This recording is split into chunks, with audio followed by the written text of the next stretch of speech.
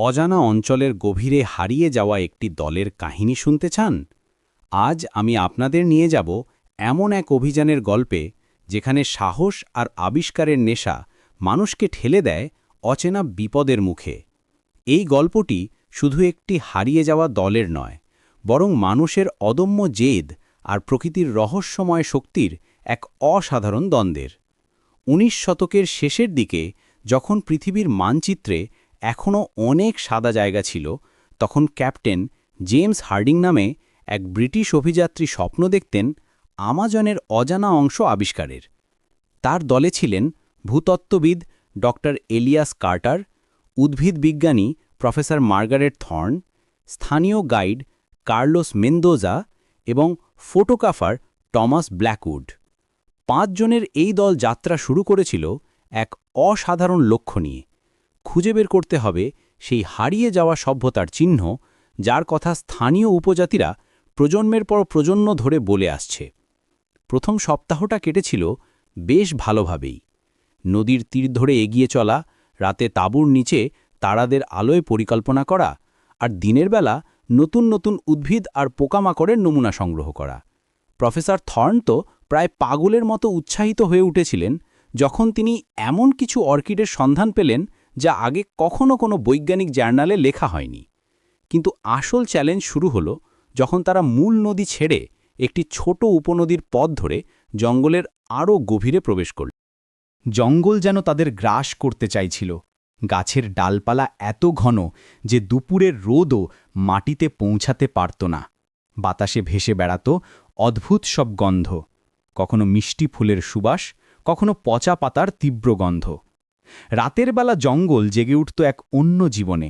অছেলা পাখির ডাক, বানরদের চিৎকার, আর মাঝে মাঝে এমন কিছু আওয়াজ যা কেউ চিনতে পারত না। গাইড কার্লোস ক্রমশ চিন্তিত হয়ে উঠছিলেন।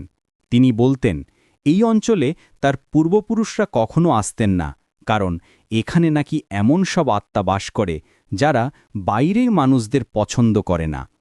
১০ম দিনে তারা এমন কিছু দেখলেন যা তাদের সবার নিঃশ্বাস আটকে দিল। জঙ্গলের মাঝে হঠাৎ করে একটা বিশাল পাথরের দেয়াল, যার গায়ে খোদাই করা ছিল অদ্ভুত সব চিহ্ন আর ছবি। ডক্টর কার্টার তার ম্যাগনিফাইং গ্লাস দিয়ে পরীক্ষা করে বললেন, এই পাথরের কাজ কমপক্ষে ৫০০ বছরের পুরনো। কিন্তু এই ধরনের স্থাপত্যকলা তো এই অঞ্চলে থাকার কথা নয়।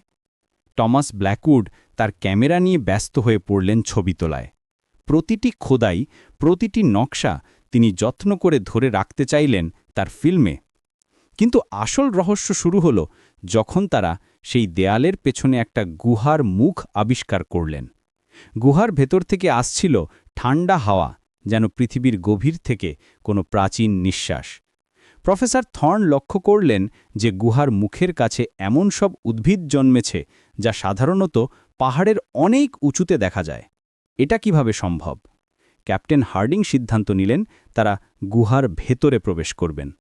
কার্লোস অনুরোধ করলেন না যেতে, কিন্তু বৈজ্ঞানিক কৌতূহল আর আবিষ্কারের নেশা তাদের এগিয়ে নিয়ে গেল।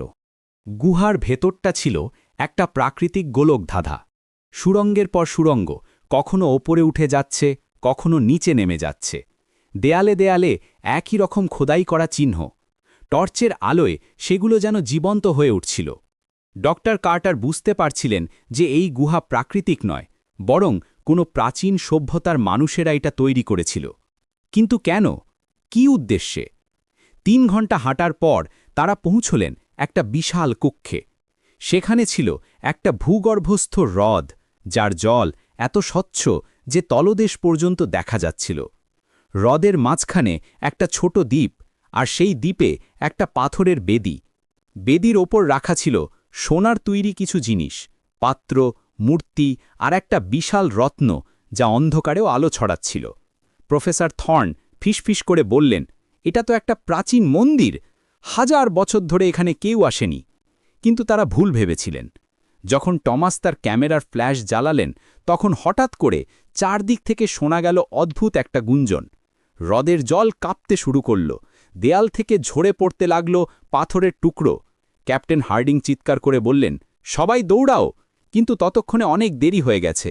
গুহার মুখ বন্ধ হয়ে গেল পাথরের ধসে। পরবর্তী কয়েক দিন ছিল তাদের জীবনের সবচেয়ে কঠিন সময়। অন্ধকার গুহায় আটকে পড়া, খাবার ফুরিয়ে যাওয়া, আর সবচেয়ে ভয়ানক ব্যাপার হল তারা বুঝতে পারছিলেন যে এই জায়গাটা শুধু একটা প্রাচীন মন্দির নয়, বরং এক ধরনের ফাঁদ।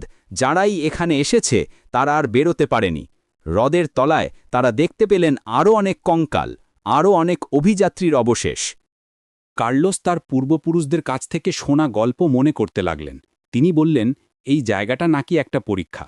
যারা লোভে পড়ে এখানে আসে তাদের এখানেই থেকে যেতে হয়, কিন্তু যারা সত্যিকারের জ্ঞান পিপাসু, যারা শুধু আবিষ্কারের জন্য এসেছে, তাদের জন্য নাকি একটা পথ আছে। ডক্টর কার্টার আর প্রফেসর থর্ন মিলে দেয়ালের খোদাইগুলো আরও মনোযোগ দিয়ে পড়তে শুরু করলেন। ধীরে ধীরে তারা বুঝতে পারলেন যে এগুলো আসলে একটা ধাঁধা, একটা নির্দেশনা। সপ্তম দিনে যখন তাদের শেষ টর্চটাও নিভে যাওয়ার উপক্রম, তখন প্রফেসর থর্ন আবিষ্কার করলেন সমাধান।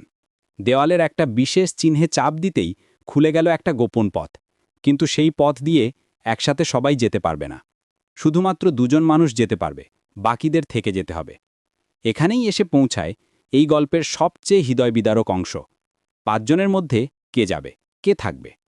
ক্যাপ্টেন হার্ডিং বললেন, প্রফেসর থর্ন আর টমাস যাবেন, কারণ তাদের কাছে আছে এই আবিষ্কারের সব প্রমাণ। কিন্তু প্রফেসর থর্ন রাজি হলেন না। তিনি বললেন, কার্লোসের পরিবার আছে, তার যাওয়া উচিত। এভাবে তর্ক চলতে থাকল। শেষ পর্যন্ত কার্লোস আর টমাস রওনা দিলেন সেই গোপন পথ দিয়ে। বাকি 3 জন থেকে গেলেন সেই ভূগর্ভস্থ মন্দিরে। কার্লোস আর টমাস 3 দিন পর পৌঁছালেন নিকটতম শহরে। তারা উদ্ধারকারী দল নিয়ে ফিরে গেলেন, কিন্তু সেই গুহার মুখ আর খুঁজে পেলেন না। জঙ্গল যেন সবকিছু গিলে ফেলেছে। টমাসের তোলা ছবিগুলোই রয়ে গেল একমাত্র প্রমাণ যে তারা সত্যি এমন একটা জায়গা আবিষ্কার করেছিলেন। আজও আমাজনের সেই অঞ্চলে স্থানীয় মানুষেরা বলেন, রাতের বেলা মাঝে মাঝে শোনা যায় 3 জন বিজ্ঞানীর কণ্ঠস্বর। তারা নাকি এখনও গবেষণা চালিয়ে যাচ্ছেন সেই ভূগর্ভস্থ মন্দিরে। আবিষ্কার করে চলেছেন এমন সব রহস্য যা পৃথিবী এখনও জানে না।